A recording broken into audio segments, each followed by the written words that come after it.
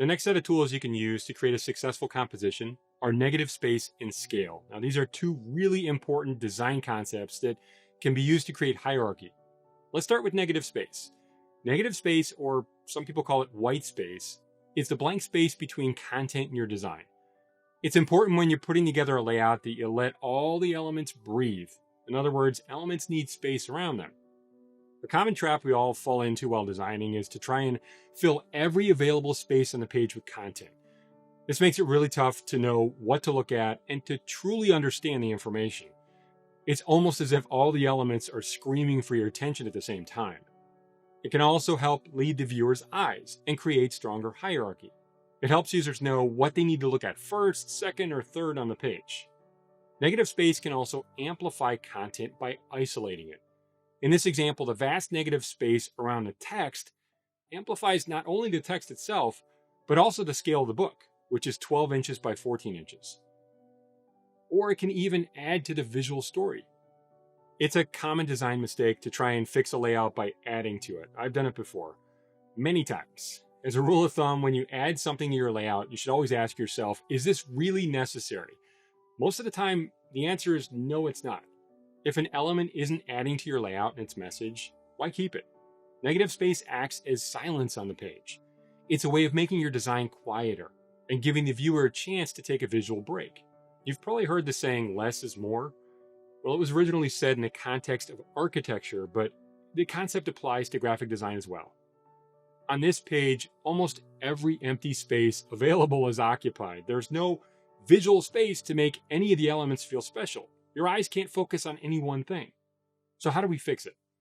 Well, first we can make some of this text smaller. This will give us some more space to work with on the page. Next, do we need so many images on the page, or can we just use one or maybe two?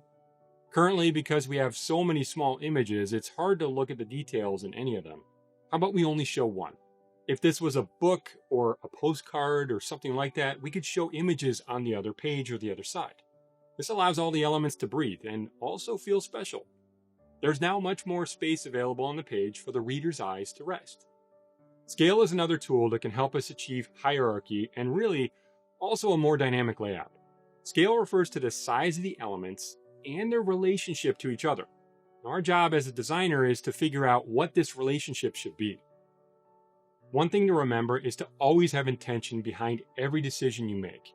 When you work on a layout, if you find yourself stuck, you can try using scale as a tool to help fix that.